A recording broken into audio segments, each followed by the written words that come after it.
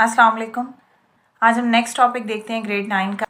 अब यहाँ पे बच्चों एक क्वेश्चन दिया गया है, आपने उसको एक्सप्लेन करना है। ठीक है, क्वेश्चन ये है कि how does a reaction take place. जब हम कहते हैं कि रिएक्टेंट रिएक्ट कर रहे हैं, प्रोडक्ट बन रहे हैं, एक इक्वेशन बनती है, तो आज हमने बेसिकली एक्सप्लेन करना है कि रिएक्टेंट्स रिएक्ट कैसे करेंगे और आपके पास प्रोडक्ट कैसे बनेगा।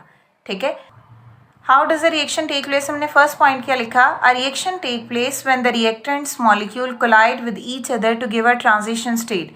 है, हम स्टार्ट से यही पढ़ रहे हैं कि रिएक्टेंट मिलेंगे और मिलके प्रोडक्ट बना दें, लेकिन जो एग्जैक्ट कॉन्सेप्ट है आज हम वो पढ़ेंगे कि जब रिएक्टेंट्स कोलाइड करते हैं तो सबसे पहले एक स्टेट बनती है जिसको हम बोलते हैं ट्रांजिशन स्टेट। ठीक है, यहाँ पे बच्चों आप एक एज्यूम रिएक्शन लिख लो। एक कहा ए और बी रिएक्ट करेंगे और आपके पास क्या बनेगा, प्रोडक्ट बनेगा 2A और B। ठीक है, ये दो क्या चीज़ें हैं, ये हैं हमारे पास रिएक्टेंट्स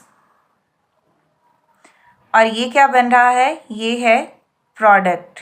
ठीक है, अच्छा ये तो हम अब तक ही बोलते हैं कि रिएक्टेंट रिएक्ट करके प्रोडक्ट बना देंगे, लेकिन इसके दरमियान में एक स्टेट होती है जिसको हम बोलते हैं ट्रांजिशन स्टेट। आज हम डिटेल से पढ़ेंगे कि ये ट्रांजिशन स्टेट है क्या। ठीक है, अब आपने बार बार हम बात कर रहे हैं कोलाइड की। कोलाइड का मतलब होता है टकराना। जब रिएक्टेंट के मॉलिक्यूल एक दूसरे के साथ टकराएंगे तो एक स्टेट पैदा होगी जिसको हम ट्रांजिशन स्टेट बोलते हैं। ठीक है, अब अभी हमने जब रिएक्टेंट को मिक्स नहीं किया तो पहला पॉइंट क्या है, बिफोर मिक्सिंग।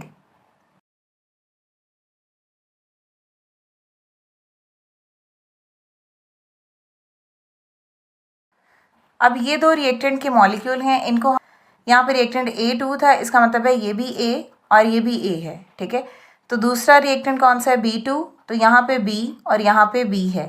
अभी ये बिफोर मिक्सिंग है, तो ये भी रिएक्टेंट के मॉलिक्यूल है और ये भी रिएक्टेंट के मॉलिक्यूल है, तो हमने इसको इंडिविजुअल लिख लिया। ठीक है, ये A2 और ये B2 है। ठीक है, अब होगा क्या कि ये दोनों मॉलिक्यूल्स कोलाइड करेंगे। कोलाइड का मतलब क्या होगा, आपस में इन्होंने टकराना है। ए के साथ टकराएगा और बी के साथ टकरा, वो कोलाइड करेंगे एक दूसरे के साथ। और दूसरी कंडीशन क्या है कि they also collide with the walls of the container. ठीक है, फॉर एग्जाम्पल बच्चों ये हमारे पास है ए मॉलिक्यूल और ये है हमारे पास बी मॉलिक्यूल। ठीक है, तो एक तो इनकी कोलिजन होगी आपस में और दूसरी कोलिजन क्या होगी, वॉल्स के साथ। ठीक है,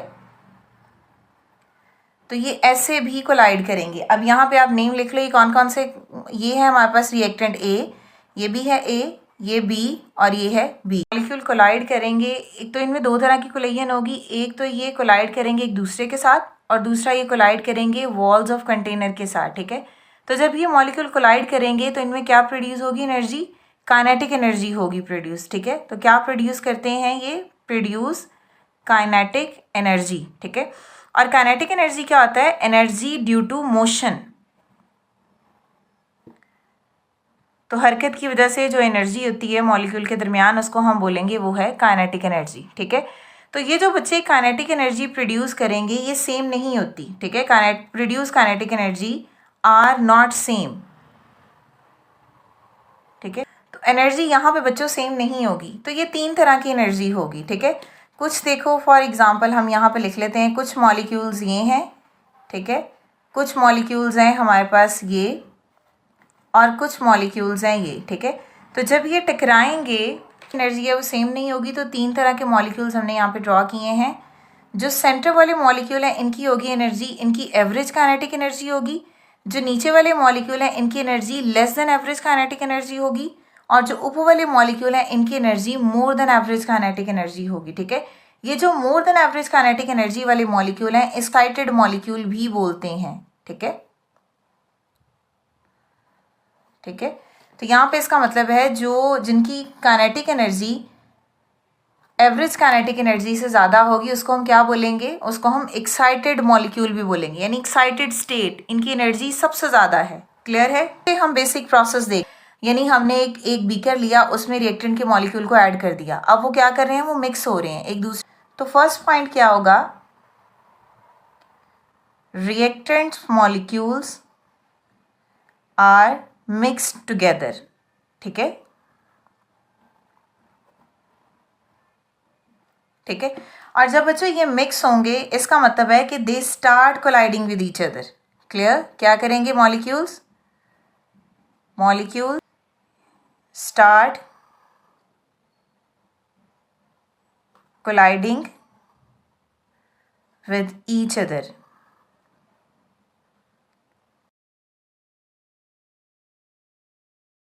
ये है हमारे पास रिएक्टेंट। हमने क्या कहा था कि ये A है और ये है कि मॉलिक्यूल है, ठीक है। तो इनमें कोलेजन हमने क्या कहा, reactant molecule are mix together. जब मिक्स होंगे तो कोलेजन कौन कौन सी होगी, एक इन मॉलिक्यूल के अपने दरमियान में होगी, ठीक है, और दूसरा ये मॉलिक्यूल ऐसे भी टकराएंगे, ठीक है। तो ये ऐसे कोलेजन होगी, अपने दरमियान में भी कोलाइड करेंगे और दो रिएक्टेंट एक दूसरे के साथ भी कोलाइड करेंगे, ठीक है। इन एरोस का मतलब क्या है कि ये ऐसे कोलाइड कर रहे हैं, ठीक है। जब ये कोलाइड कर रही हैं तो इसका मतलब है कि ये तीन तरह की ये एनर्जी प्रोड्यूस करेंगे। क्लियर? तो इसका मतलब है बच्चों, जब वो कोलाइड करेंगे तो कोलाइड करने के बाद हमारे पास कितनी तरह की एनर्जी होगी, अभी हमने देखा था हमारे पास तीन तरह की एनर्जी होगी, ठीक है। एक होगी molecule possess average kinetic energy,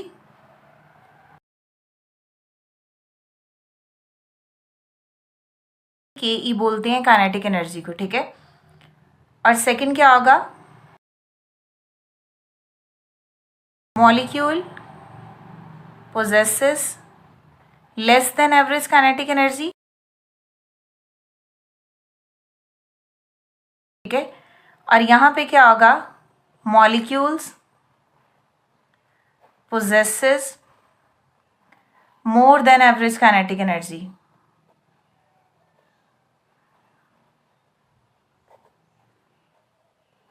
ठीक है। जब मॉलिक्यूल्स कोलाइड करेंगे ये तीन तरह की एनर्जी प्रोड्यूस करेंगे। क्लियर है? तो ये जो दो पॉइंट्स हैं, जिन मॉलिक्यूल्स की काइनेटिक एनर्जी एवरेज होगी और जिनकी kinetic energy less than average, molecule product produce नहीं कर सकते, may not able to produce product।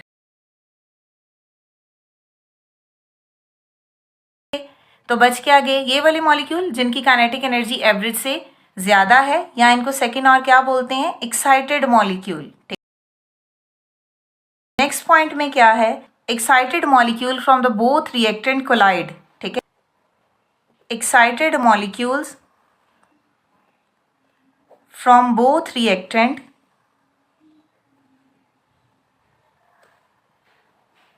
दोनों रिएक्टेंट्स क्या करेंगे, कोलाइड करेंगे। तो यहाँ पे फॉर एग्जांपल ये है बच्चों हमारे पास A,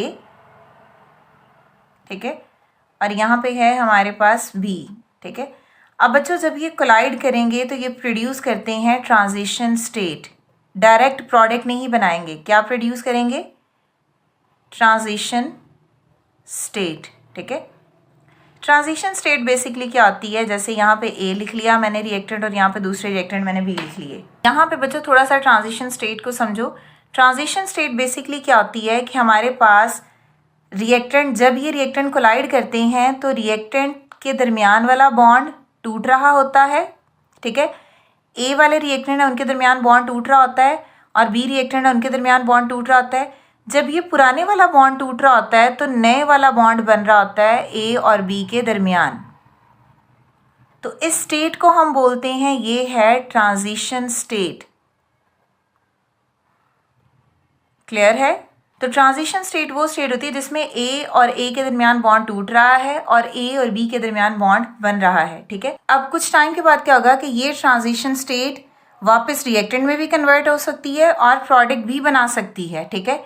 तो after a short period of time क्या होगा, ईदर रिटर्न टू रिएक्टेंट्स, ठीक है, या फिर क्या बना सकती है, या फिर प्रोड्यूस कर सकती है प्रोडक्ट्स को। अब बच्चों जो हमने यहाँ पे एक्सप्लेन किया है इसको इक्वेशन में लिखते हैं। इक्वेशन क्या है हमारे पास, A2 2A है और साथ में क्या है, B2 है, ठीक है। रिएक्ट कर रहे हैं तो बच्चों ट्रांजिशन स्टेट बन रही है A और B और B। A और A के दरमियान बॉन्ड टूट रहा है, B और B के दरमियान बॉन्ड टूट रहा है, A और B के दरमियान बॉन्ड बन रहा है। तो इसको हम बोलेंगे ये है ट्रांजिशन स्टेट। अब क्या होगा कि ये ट्रांजिशन स्टेट वापस भी जा सकती है रिएक्टेंट में और प्रोडक्ट भी बना सकती है। प्रोडक्ट कैसे बनेंगे, इन दोनों के दरमियान बॉन्ड बन जाएगा बिकॉज ये तो टूट गया। तो क्या बनेगा, AB प्लस और AB, ठीक है। इसका मतलब है प्रोडक्ट सिमिलर है तो आपके पास क्या होगा 2AB। ये है बच्चों रिएक्टेंट्स और ये है प्रोडक्ट।